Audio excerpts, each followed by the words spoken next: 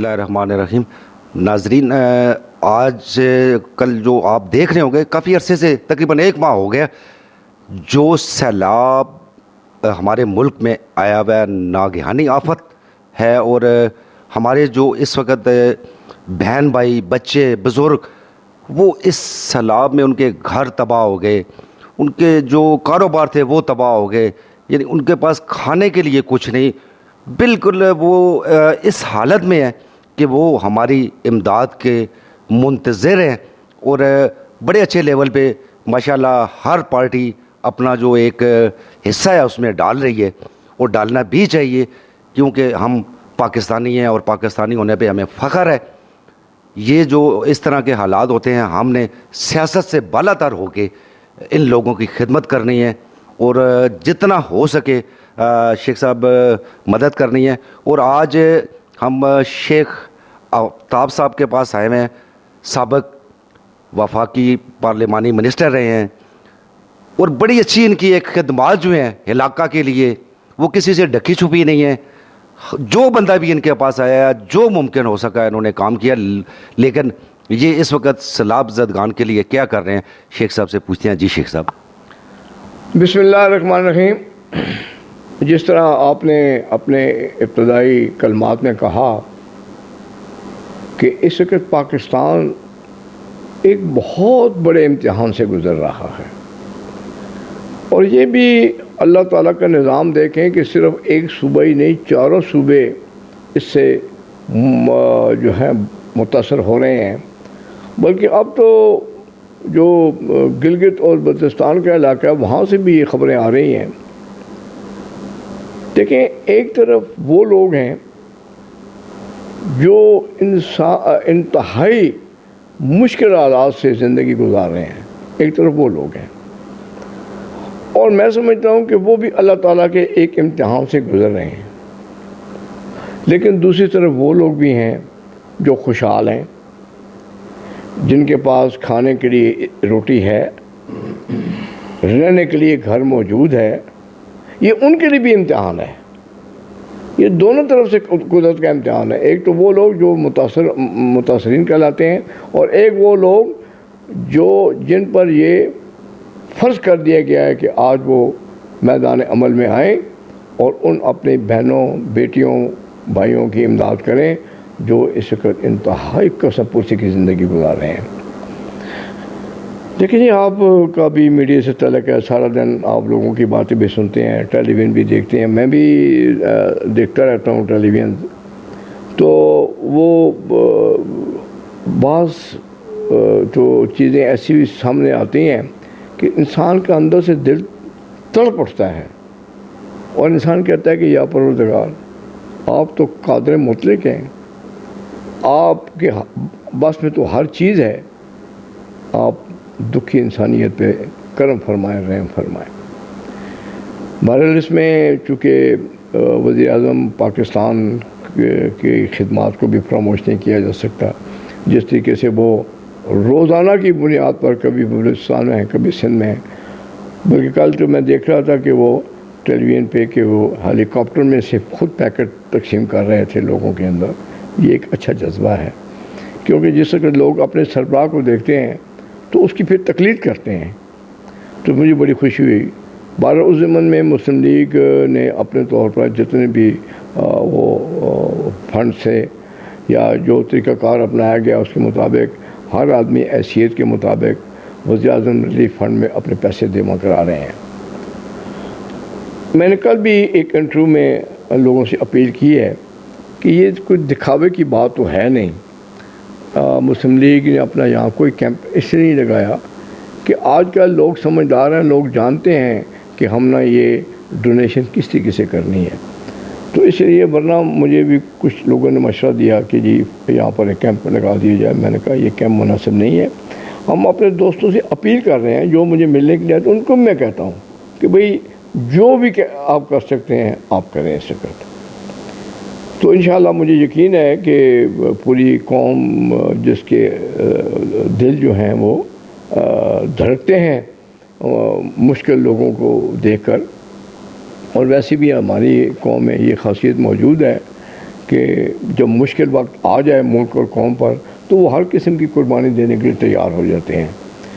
اور پھر سب سے بڑی خوشی اس بات کی ہے کہ جو حکومت وقت ہے اس کے سربراہ خود جا کر ہر چیز کی وہ دیکھ بھال کر رہے ہیں اور نگرانی کر رہے ہیں کہ لوگوں کو کس طریقے سے مدد کی جا رہی ہے.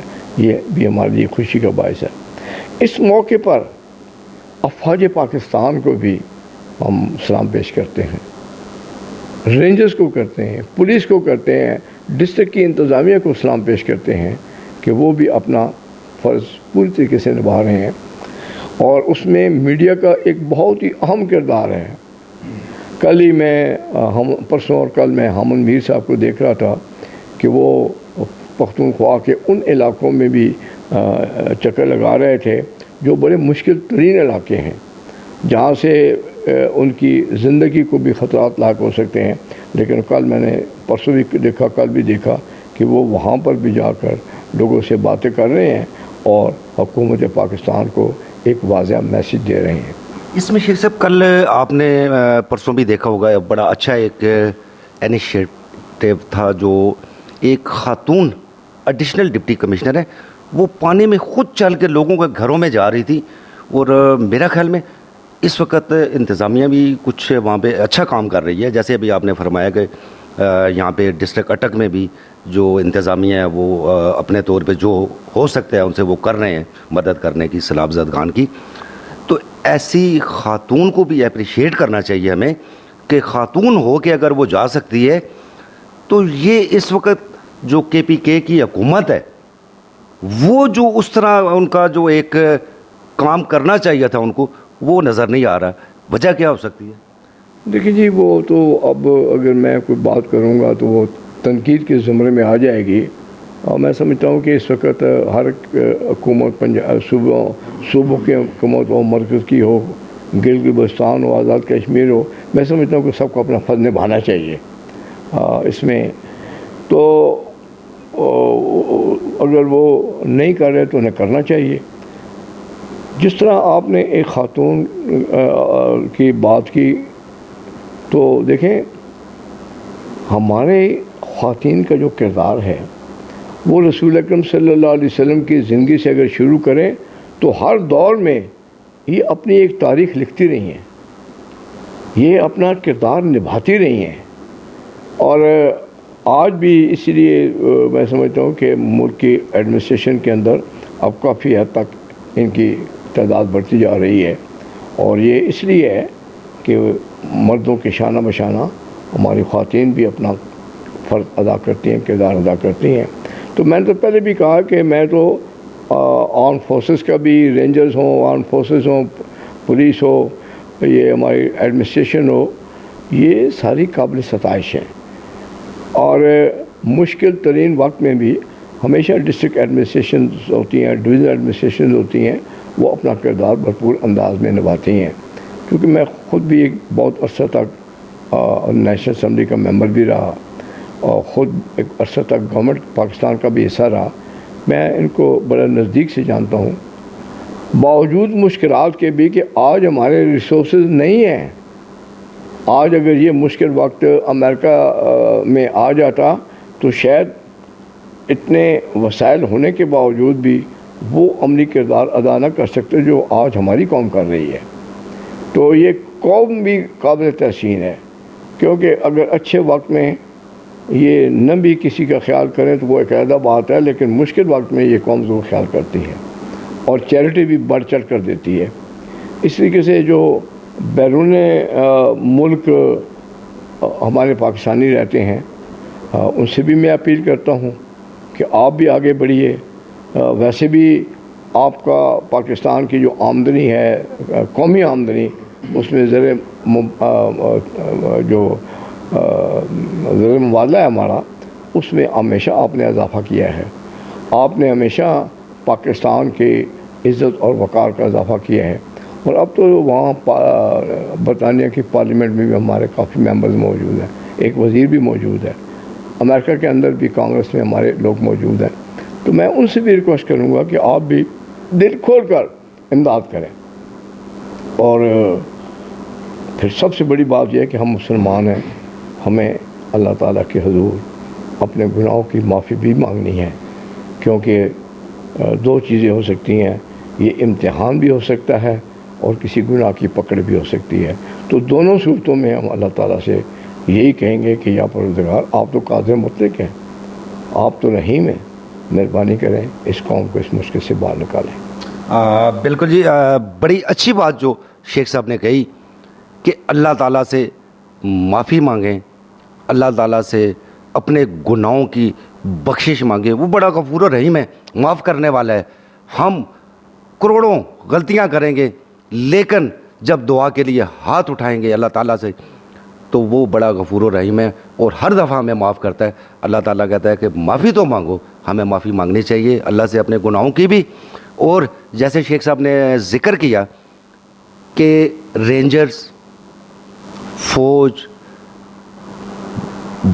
چاہے وہ بحری ہے، بری ہے، فضائی ہے، اسی طرح پولیس ہماری ڈسٹرکٹ کی وہ بھی کام کر رہی ہے، پاکستان کی پولیس بھی کام کر رہی ہے، کرنا چاہیے۔ ناگہانی آفت جو ہے، جس طرح شیخ صاحب نے بتایا کہ ہم اپنے طور پہ اپنی جماعت کے لوگ جو ہیں یا اس سے ہٹ کے بھی جو ایک فنڈ ریزنگ ہے، وہ جو ایک ریلیف فنڈ ہے سیلاب زدگان کے لیے جو حکومت کی طرف سے قائم کیا گیا، اس میں اپنا حصہ ڈال رہے ہیں اور ڈالنا چاہیے۔ اس میں بڑھ چڑھ کے حصہ ڈالنا چاہیے۔ ہمیں اس وقت اپنے ان بہن بھائیوں کے ساتھ کھڑا ہونا ہے اور ان کو وہی جو ان کی زندگی تھی اس پہ واپس لے کے آنا ہے، تاکہ کل اللہ نہ کرے یہ ناگہانی آفت ہمارے اوپر آ جائے تو وہی ہمارے بہن بھائی، مسلم بہن بھائی ہمارے ساتھ اکٹھے ہوں گے۔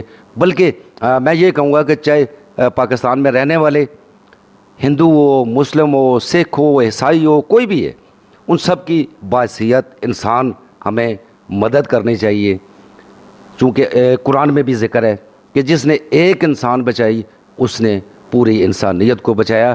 اور اللہ کرے کہ یہ اس وقت جو ہماری ناگہانی آفت ہے کچھ حد تک کچھ جگہ پہ کنٹرول بھی ہو گئی ہے، لیکن کنٹرول ہونے کے بعد اب اور ہماری ذمہ داری زیادہ بڑھ گئی ہے کہ ہم ان لوگوں کو آباد کرنے کے لیے، تاکہ وہ اپنے گھروں میں آباد ہوں اور ان کے جو کاروبار ہیں ان کو کوشش کریں بحال کرنے کی۔ اس میں ضرورت اس امر کی ہے کہ ہم ان کی مالی مدد بھی کریں، خوراک کی صورت میں بھی کریں، خیمے جو ہیں وہ بھی اس صورت میں اگر کرتے ہیں، جو بھی اپنا حصہ ڈال سکتا ہے، چاہے وہ قطرہ قطرہ ہے، انشاءاللہ وہ قطرہ قطرہ بھی دریا بنے گا۔